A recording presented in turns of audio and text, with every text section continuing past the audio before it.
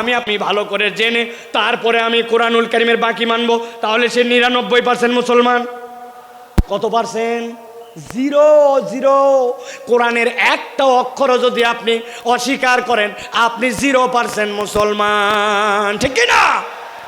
LED মনিটরের সামনে, ভিতরে বাহিরে, দেশে বিদেশে, কাছে দূরে, বাংলাদেশে লাইভে নন লাইভে, যে যেখান থেকে দেখতেছেন সকলে একসাথে সমস্বরে আমার সাথে পড়েন, আউযু বিল্লাহি মিনাশ শাইতানির রাজিম, বিসমিল্লাহির রাহমানির রাহিম, ইন্নাল মুত্তাকিনা ফি জান্নাতিন ওয়া উয়ুন, উদখুলুহা বিসালামিন আমিনিন।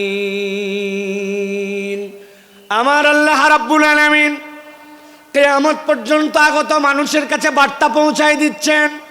আল্লাহ রাব্বুল আলামিন বলছেন, ইন্নাল মুত্তাকিনা ফি জান্নাতিন ওয়া উয়ুন, নিশ্চয় আমি রব তোমাদেরকে জানায় রাখলাম, যারা মুত্তাকি হবে, আল্লাহর কাছে যারা মুত্তাকি হিসাবে একবার বিবেচিত হয়ে যাবে, আমি রব তাদেরকে বলছে ফি জান্নাতিন ওয়া উয়ুন, তারা উদ্যান এবং নহরমালা ঝর্ণামালার মধ্যে তারা থাকবে। জিজ্ঞাসা হচ্ছে আল্লাহ রাব্বুল আলামিন এখানে মুত্তাকি দ্বারা কি বুঝান? মুত্তাকির অনেক সংজ্ঞা আছে, আমি কেবলমাত্র ছোট্ট 2টা জিনিস আপনাকে সারা জীবনের জন্য মাথার মধ্যে ঢুকাই দিতে চাই। মুত্তাকি মানে কনসেপ্টের মধ্যে পরিষ্কার রাখবেন, মুত্তাকি হচ্ছে সে আল্লাহ আমাকে যা যা নিষেধ করেছেন, আল্লাহর নিষেধাজ্ঞা থেকে যখন আমি বেঁচে থাকি, আল্লাহ যা আমাকে করতে মানা করেছেন সেইটার ধারে কাছে যখন আমি যাই না, সেই পথ যখন মারাই না, বান্দা যখন এই কাজ করতে শুরু করে, আল্লাহর কাছে সে তখন মুত্তাকি হিসাবে বিবেচিত হয়। সুবহানাল্লাহ বলে। হযরত ওমর ফারুক রাদিয়াল্লাহু তাআলা আনহু, তার কাছে সে জিজ্ঞাসা করছে খলিফাতুল মুসলিমিন, তাকওয়ার পথটা কি? মুত্তাকি কাকে বলে? ছোট্ট কথায় হযরত ওমর ফারুক বলেছেন, তুমি কি কখনো এমন গিরিপথ দিয়ে চলেছো, পাহাড়ের মাঝ দিয়ে এক পাহাড় তার এক পাহাড় যাওয়া লাগবে, আবার ওই পথটার মধ্যে অনেক কাঁটার গাছ আছে, চলেছি, ওই রাস্তায় তুমি কেমনে চলেছো আমাকে একটু দেখাও।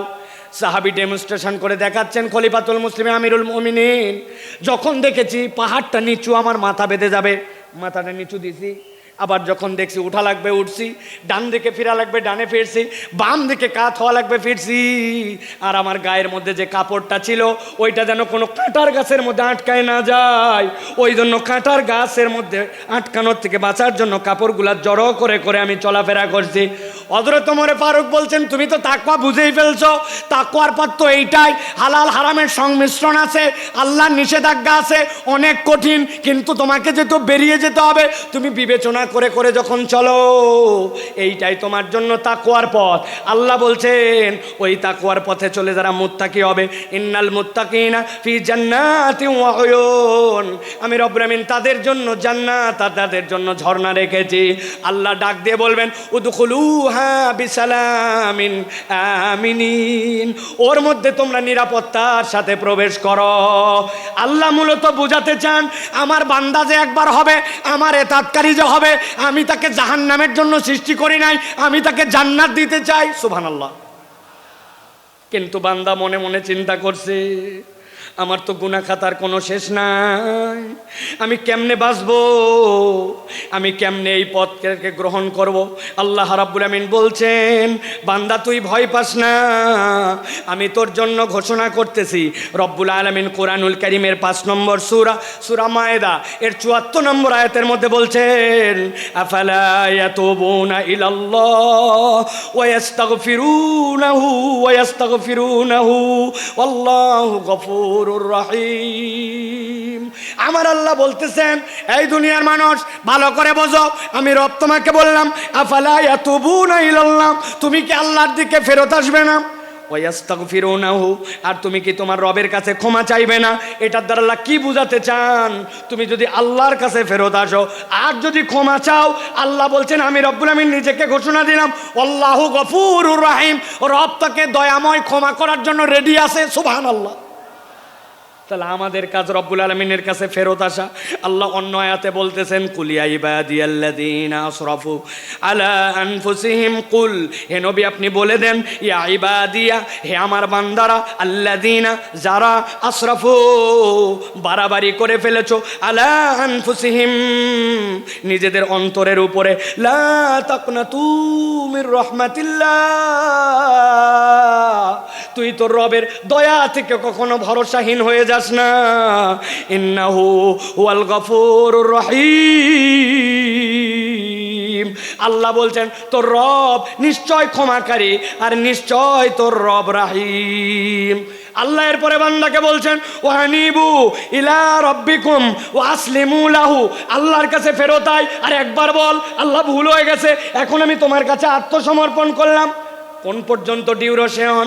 মিন ক্বাবলি আন ইয়াতিয়াকুমুল আযাব, আযাবের দিবস তথা কিয়ামত হওয়ার আগ পর্যন্ত একবার যদি বান্দা আল্লাহর কাছে ফেরত আসে, আল্লাহ বলছেন সুম্মা লা তুনসারুন, আর একবার যদি তোর মৃত্যু চলে আসে আর কেউ সাহায্য করতে পারবে না।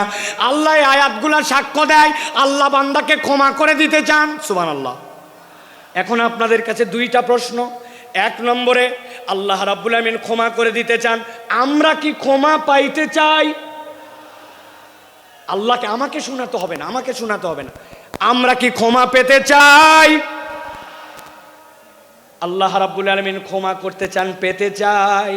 কিন্তু দ্বিতীয় জিজ্ঞাসা হচ্ছে আল্লাহর কাছে ক্ষমা পেতে চাই, কিন্তু এজন্য আমাদের কি কোনো প্রচেষ্টা আছে?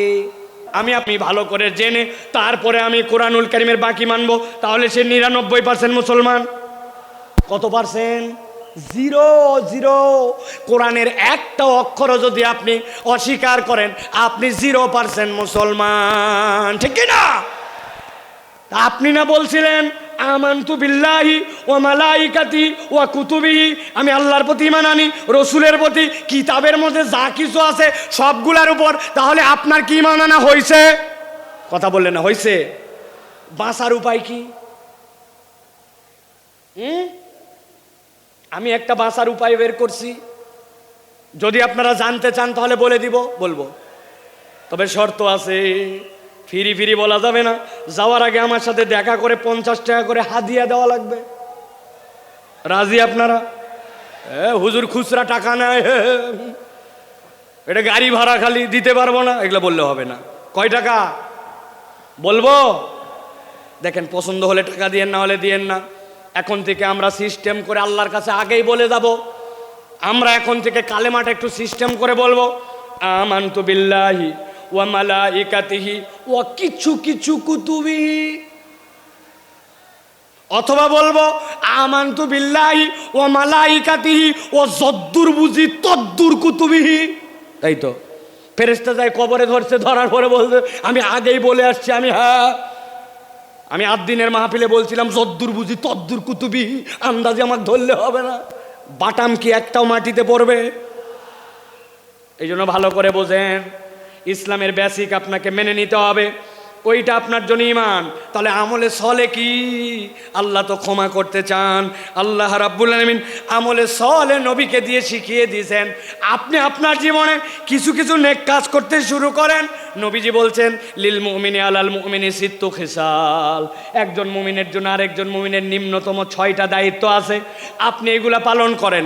আপনি মসজিদে ঢুকছেন, 5 মিনিট হাতে সময় আছে, অযথায় বসবো না, 2 রাকাত তাহিয়াতুল মসজিদ পড়ি, 2 রাকাত দুখুলুল মসজিদ পড়ি, তারপরে বসবো।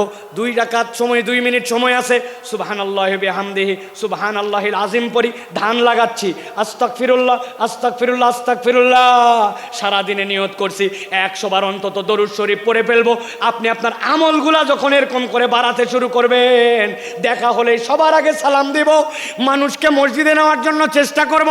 অনেক মুরব্বী আছে, এই কথা আমি বহু জায়গায় বলছি, আপনার কারণে মসজিদে বাচ্চা কাচ্চা মুসল্লি আসে না।